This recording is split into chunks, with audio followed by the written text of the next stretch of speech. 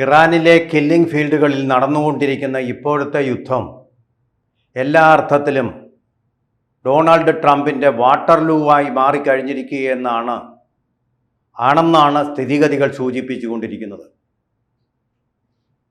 ഇപ്പോൾ ഏറ്റവും ഒടുവിലായിട്ട് നമുക്ക് ലഭിക്കുന്ന വിവരം F-18A വിമാനം ഇറാനിയൻ റവല്യൂഷണറി ഗാർഡ്സ് വെടിവെച്ചിട്ടു എന്നാണ്.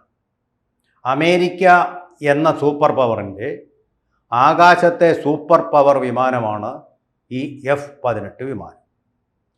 ഇറാനിലെ ചാബഹാറിനും, അതായത് ഇന്ത്യ അവർക്ക് തുറമുഖം നിർമ്മിച്ചു നൽകുന്ന സ്ഥലം, അതിനും ഒമാനിനും ഇടയ്ക്കുള്ള സ്ഥലത്ത് വെച്ചാണ് ഈ വിമാനം ഇറാനിയൻ റവല്യൂഷണറി ഗാർഡ്സ് തകർത്ത് കളഞ്ഞത് എന്നാണ് പറയുന്നത്. അമേരിക്കയുടെ സ്വകാര്യ അഹങ്കാരമായിരുന്നു ഈ വിമാനം. ആർക്കും തകർക്കാൻ കഴിയുകയില്ല, അജാത ശത്രുവാണ്, അജയ്യനാണ്, ഇൻവിൻസിബിളാണ്, അതായത് അദൃശ്യനാണെന്നല്ല, അദൃശ്യനാണ്, ആർക്കും തകർക്കാൻ പറ്റാത്ത അത്രമാത്രം ശക്തിമാൻ, ഹെർക്കുലിസ് ആണ് എന്നൊക്കെയാണ് വിചാരിച്ചിരുന്നത്. പക്ഷേ ഇത് അവിടെ തകർത്തിരിക്കുന്നു ഇറാനിയൻ റവല്യൂഷണറി ഗാർഡ്സ്. ഈ വിമാനമെന്ന് പറഞ്ഞാൽ അത് ആരാലും തകർക്കപ്പെടാത്ത തരത്തിലുള്ള ടെക്നോളജികൾ കൊണ്ട് നിർമ്മിച്ചിരിക്കുന്ന വിമാനമാണ്. ഇത് നേരത്തെ ഉണ്ടായിരുന്ന F-18 വിമാനങ്ങളുടെ പുതിയ ലേറ്റസ്റ്റ് അപ്ഡേറ്റഡ് വെർഷനാണ്. അപ്പോൾ നേരത്തെ ഒരു F-15 വിമാനം തകർത്തിരുന്നു. അത് സമ്മതിച്ചിട്ടുണ്ട്, ഇപ്പോൾ അമേരിക്ക ഏറെക്കുറെ സമ്മതിച്ചിട്ടുണ്ട്.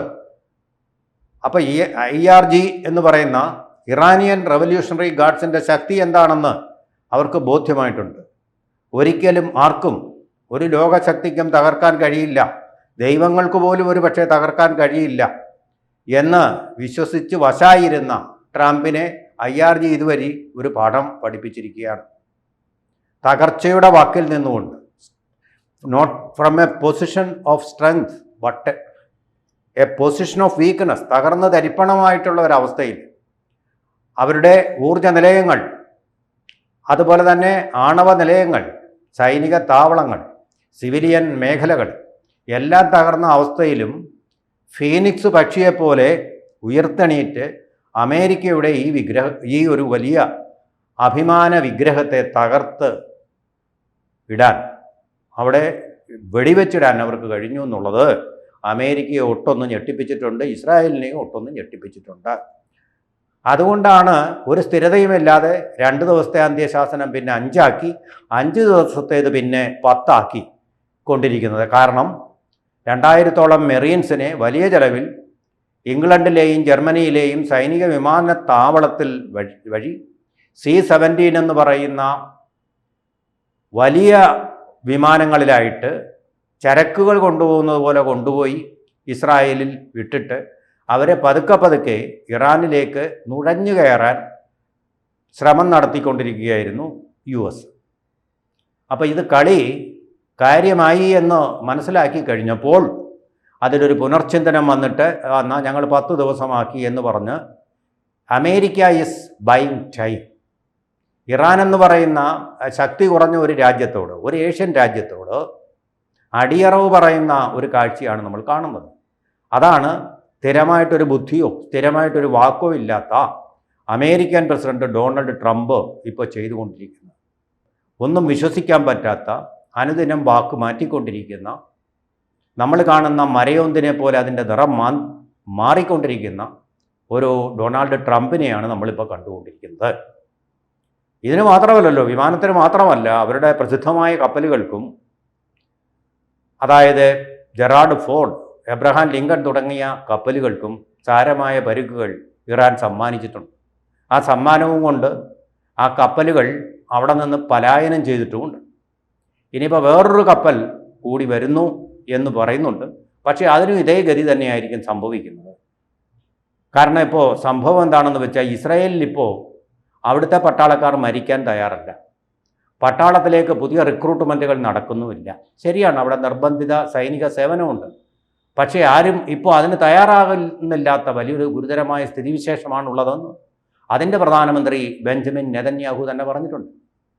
അമേരിക്ക പണ്ടേ നമുക്കറിയാം അവിടെ വലിയ പണക്കാരാണുള്ളത്. അവർക്കിപ്പോൾ സൈന്യത്തിൽ പോയിട്ട് മരിക്കാനൊന്നും താല്പര്യമില്ല, അവർക്ക് സുഖിക്കാനും ജീവിതം ആസ്വദിക്കാനുമാണ് താല്പര്യം. അങ്ങനെയുള്ള ഈ രണ്ട് താല്പര്യങ്ങൾക്കിടയ്ക്കാണ് ഇറാൻ നിൽക്കുന്നത്. മരിക്കാൻ തയ്യാറായിട്ട് അവരുടെ ആത്മീയ വിശ്വാസപ്രകാരം മരിച്ചാൽ സ്വർഗത്തിലേക്ക് ആണ് പോകുന്നത്.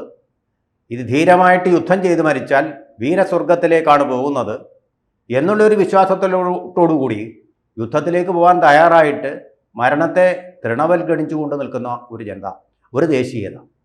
അത് പണ്ടേ ഉള്ളതാണ്, പൈതൃകമായിട്ട് അവർക്ക് ലഭിച്ചതാണ്. ആ പേർഷ്യൻ ആര്യൻ പാരമ്പര്യത്തിൽ നിന്ന് ലോകം കീഴടക്കി ഭരിച്ച സിറിയസ് രാജാവ്, അലക്സാണ്ടറോട് പോലും പൊരുതി നിന്ന സിറിയസ് രാജാവിൻ്റെയൊക്കെ ആ വലിയ പാരമ്പര്യം, ആ വീര്യം, ആര്യവീര്യം, ആ രക്തം അതുപടി തന്നെ പകർന്നു കിട്ടിയിരിക്കുകയാണ്.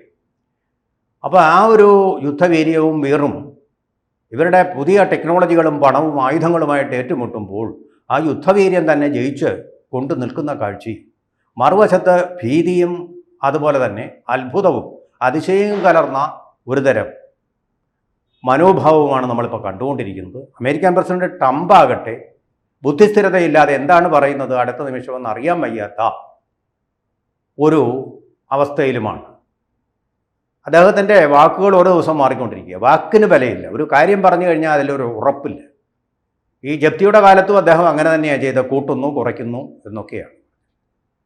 ഒരു 2 വയസ്സ് മാത്രം പ്രായമുള്ള ഒരു കുട്ടിയെ പോലെയാണ്, ഒരു ബാലക് ബുദ്ധിയായിട്ടുള്ള, രാഹുൽ ഗാന്ധിയെ പറ്റി പണ്ട് പ്രധാനമന്ത്രി പറഞ്ഞതുപോലെ 2 വയസ്സ് മാത്രമുള്ള ഒരു കുട്ടിയെപ്പോലെ ലോകത്തെ മുഴുവൻ കളിപ്പാട്ടമാക്കിക്കൊണ്ട് കളിക്കുകയാണ് ട്രംപ്.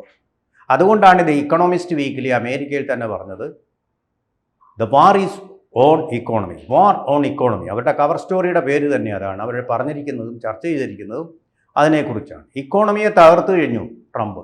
പക്ഷേ ഇതേ സമയം നമ്മൾ ഓർക്കേണ്ട കാര്യം, ഇറാൻ്റെ ഇക്കോണമി, സാങ്ഷൻ മൂലം തകർന്നിരുന്ന ആ ഇക്കോണമി ഇപ്പോൾ ഉണർത്തെണീക്കുകയാണ് എന്നാണ് റിപ്പോർട്ടുകൾ വരുന്നത്. അത് അവിശ്വസനീയമായ വാർത്തയായിരിക്കാം, പക്ഷേ ഇത് ആധികാരികമായിട്ട് റിപ്പോർട്ട് ചെയ്യപ്പെട്ടിട്ടുള്ള കാര്യമാണ്. പ്രതിദിനം $139 ദശലക്ഷം എണ്ണ വിൽപ്പന വഴി അവർ സമ്പാദിക്കുന്നതെന്നാണ് പറയുന്നത്. അത് കൂടുതലും കയറ്റി അയക്കുന്നത് ചൈനയിലേക്കാണെന്നും പറയും. കാരണം ഹോർമൂസ് കടലിൻ്റെ നിയന്ത്രണം ഇപ്പോൾ ഇറാൻ്റെ കൈകളിലാണ്. അവർ യഥേഷ്ടം ഇങ്ങനെ പെട്രോൾ വിറ്റുകൊണ്ടിരിക്കുന്നു. ഒരു സാങ്ഷനും ബാധകമല്ല. സാങ്ഷനോട് അവർ ഒരു തരം ഇമ്മ്യൂണിറ്റി പ്രാപിച്ചിരിക്കുന്നു എന്നുള്ളതാണ്. അപ്പോൾ ഇത് യുദ്ധം അവർക്കൊരനുഗ്രഹം, ഉർവശി ശാപം ഉപകാരം എന്നതുപോലെ ആക്കി കൊടുത്തിട്ടുണ്ട് ഈ ബുദ്ധിമോശം സംഭവിച്ച ട്രംപ് എന്നുള്ളതാണ്. ഈ 139 ദശലക്ഷം എന്ന് പറയുന്നത് ഏതാണ്ട് 1160 കോടി രൂപയോളമാണ് പ്രതിദിനം വരുമാനം ഉണ്ടാക്കുന്ന ഇറാന്.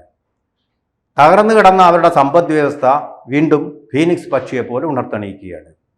ഫെബ്രുവരിയിൽ അവർ 139 ദശലക്ഷം കയറ്റുമതിയാണ് നടത്തിയിട്ടുണ്ടെങ്കിൽ മാർച്ചിൽ ഇതുവരെ, മാർച്ച് മാസം പൂർത്തിയായിട്ടില്ലല്ലോ, 139 ദശലക്ഷം കടന്നുള്ള, അതിനേക്കാൾ 2 ദശലക്ഷം കൂടുതലുള്ള ഒരു കണക്കിലേക്ക് എത്തിയിരിക്കുന്നു. അതിനേക്കാൾ കൂടുതലായിട്ട് 2 ദശലക്ഷം കച്ചവടം കൂടി നടത്തിയിരിക്കുന്നു.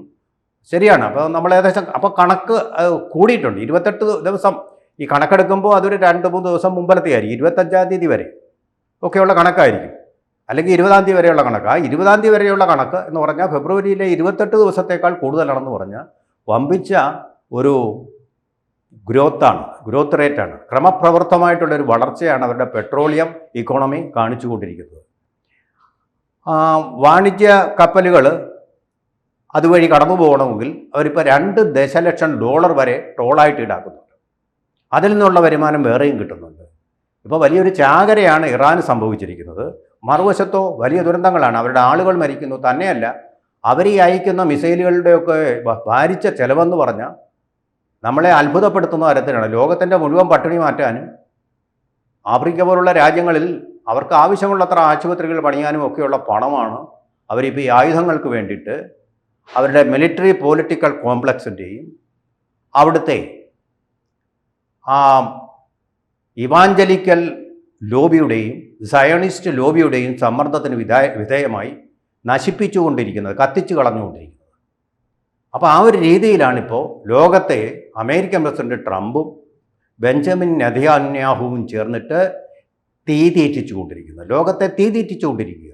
അടുത്ത നിമിഷം എന്താണ് സംഭവിക്കാൻ പോകുന്നത്? ആണവയുദ്ധം ഉണ്ടാകുമോ? ഒരു ലോകമഹായുദ്ധം 3ആയിട്ട് മാറുമോ?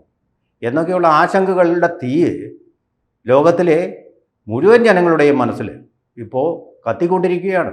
നിങ്ങളുടെയും എൻ്റെയും മനസ്സിൽ, ഓരോ പൗരൻ്റെയും, ഓരോ കൊച്ചുകുട്ടികളുടെയും, ആകാശത്തെ ഈ മിസൈൽ വർഷങ്ങൾ കാണുന്നവരുടെയും മനസ്സിൽ പെയ്തുകൊണ്ടിരിക്കുകയാണ്. പലരും മരിച്ചു കഴിഞ്ഞു, ഒരുപാട് പേര് മരിച്ചും കഴിഞ്ഞു. അവർക്കിനി തീയൊന്നും അവരുടെ മനസ്സിലുണ്ടാവില്ല ബാക്കിയായിട്ട്. അവർ തന്നെ തീയായിട്ട് തീർന്നു, പുകയായിട്ട് മാറി. അപ്പോൾ അങ്ങനെ ഒരു അവസ്ഥയാണിപ്പോൾ ലോകത്ത് വിതച്ചിരിക്കുന്നത്. ഇറാന് ഇതൊന്നും ഏറ്റിട്ടുമില്ല. ലോകത്ത് കുറച്ച് ദുരിതം വിധിച്ചു. അടുക്കളകളിൽ പാചകം ചെയ്യാൻ ആവശ്യമായ ഇന്ധനം ലഭിക്കാതായി. ഇങ്ങനെയൊക്കെ ഒരു വലിയ ഊർജ പ്രതിസന്ധിയിലേക്കും സാമ്പത്തിക പ്രതിസന്ധിയിലേക്കും അസ്തിത്വ പ്രതിസന്ധിയിലേക്കും തന്നെ ലോകത്തെ നീക്കിയെന്നല്ലാതെ ട്രംപിൻ്റെ ഈ ആയുധ പ്രയോഗങ്ങൾ കൊണ്ട് യാതൊരു പ്രയോജനവും ലോകത്തിനും ഉണ്ടായിട്ടില്ല, അമേരിക്കയ്ക്കും ഉണ്ടായിട്ടില്ല. മേക്ക് അമേരിക്ക വീക്ക് അഗെയിൻ എന്നുള്ള ഒരു കാര്യമാണ് ഇതുകൊണ്ട് സഫലമായിട്ടുണ്ടെങ്കിൽ ഉണ്ടായിട്ടുള്ളത്. കൂടുതൽ വാർത്തകളും വിശേഷങ്ങളും നിങ്ങളിലേക്ക് എത്താൻ ABC മലയാളം സബ്സ്ക്രൈബ് ചെയ്യുക, ബെൽബട്ടനും അമർത്തുക.